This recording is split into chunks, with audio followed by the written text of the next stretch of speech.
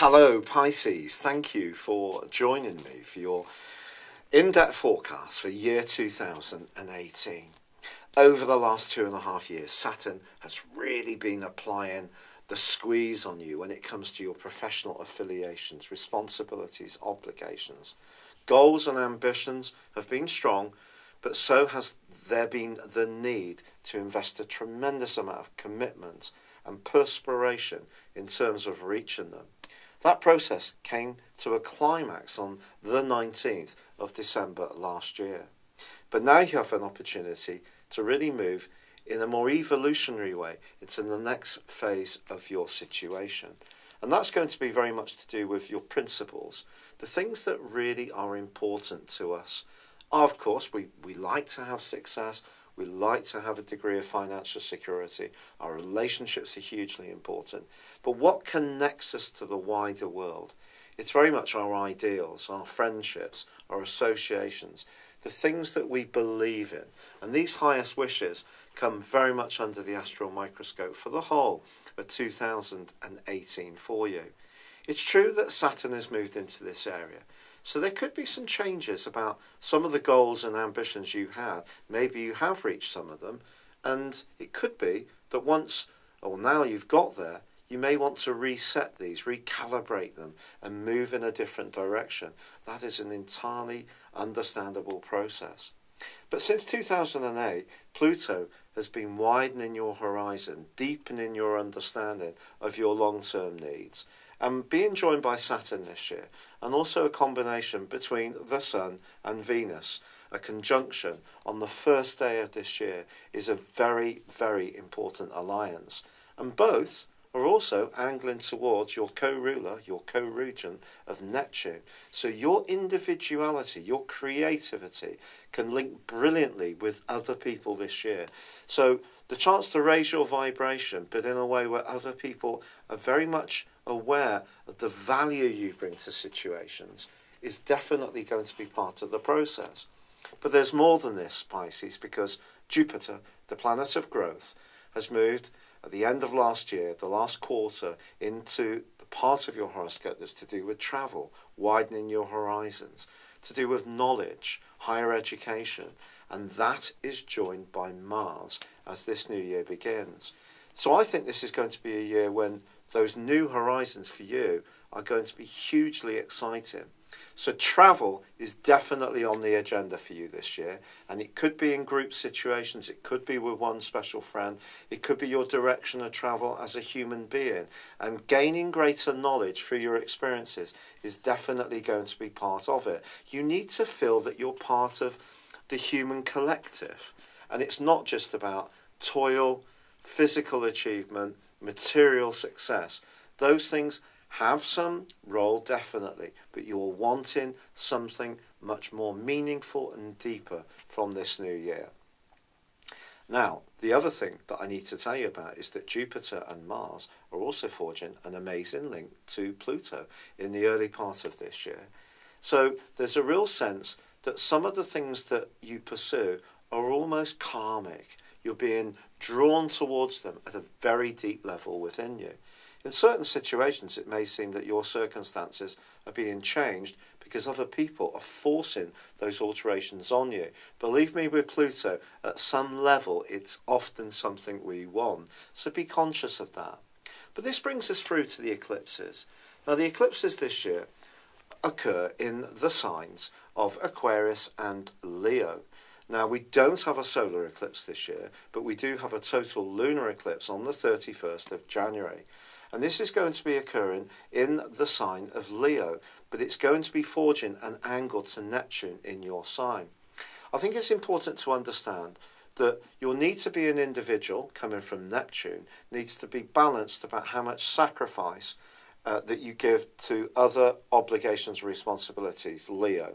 And of course, the North Node, the point of destiny, has been in the sign of Leo since May the 6th last year, and the last 6 months seem to be a lot about responsibility and obligations for you because of the solar eclipse, which occurred in August last year too.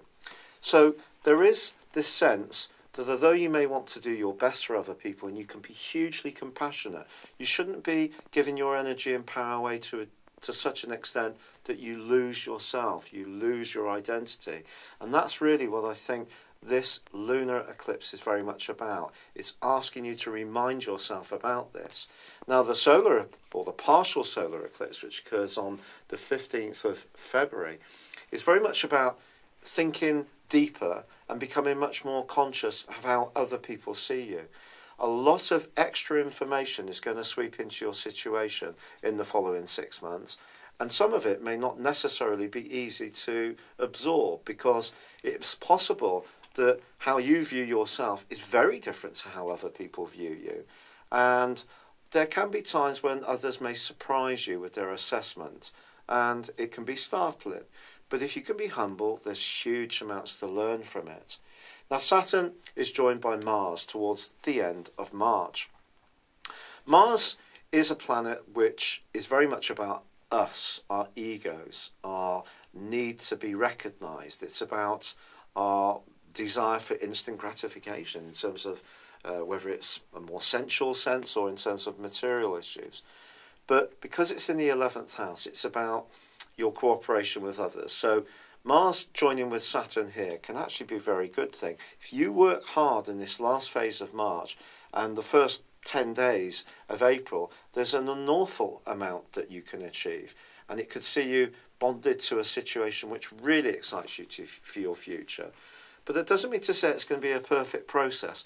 And through to the 6th of September, because Saturn goes into a retrograde, friendships generally could go through a period of at least reanalysis. Some people may be squeezed out of your situation, perhaps by your own hand, perhaps by circumstances, move away, get involved with someone on an individual basis, not be part of the same group as you.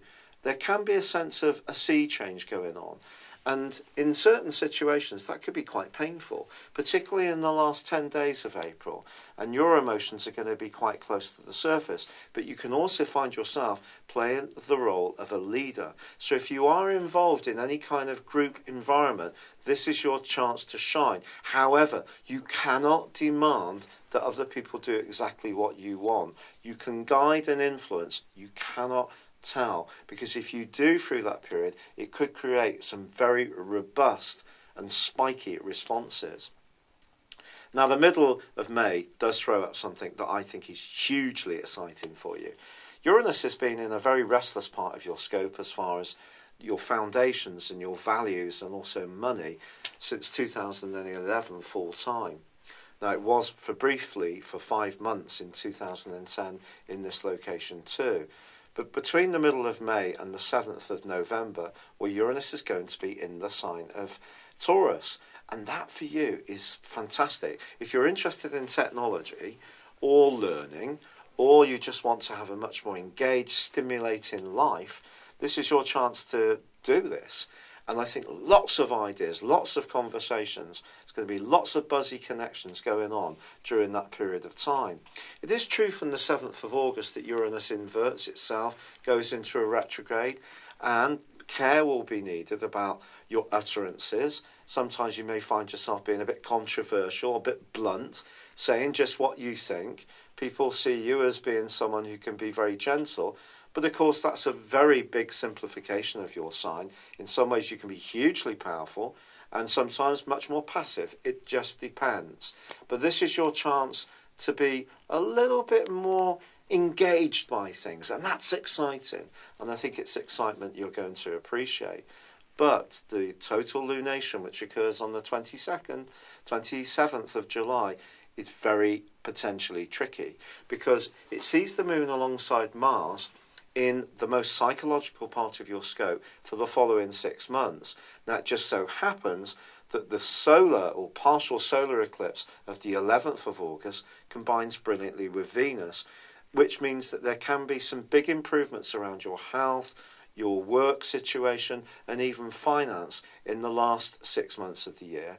But I think if there is any emotional debris outstanding in your situation, or there are power issues circulating around you that you haven't perhaps wanted to look at, the last 6 months of 2018 is demanding that you look at them, because Mars demands. Mars isn't passive like the moon. It pushes the moon to raise up from the depths within us any debris that may be outstanding. And it could be stuff that goes way back into your history that you thought was dealt with, but you could be surprised by how active it is. Now that takes us back to the knowledge part of this year, which comes from Mars's combination with Jupiter at the start of the year, and Jupiter sweeping through the sign of Scorpio, your sister water sign, through to the 8th of November. So any knowledge that comes your way, whether it's through travelling, new friendships, new associations, or a deeper understanding of what makes you tick, should be knowledge that you really embrace tightly to your chest. It will help you hugely.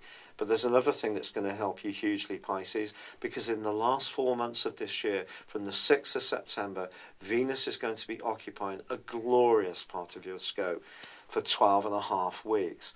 Now, Venus usually goes through each zodiac sign for 28 days. This is down to a retrograde.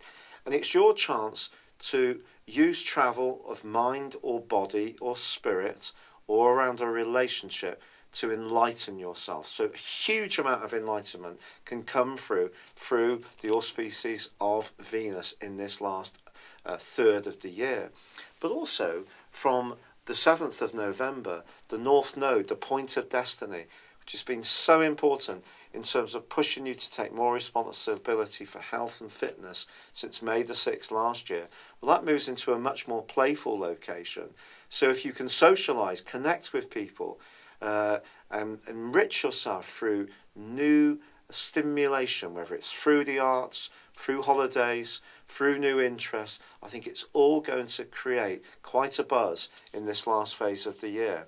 But then Jupiter moves, but it moves into a glorious location for you. It's going to be raising your profile for the following 13 months.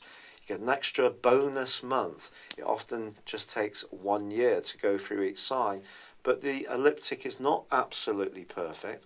And from the 9th of November through till the 3rd or the 2nd of December 2019, Jupiter is going to be raising your profile like never before, and a major success beckons.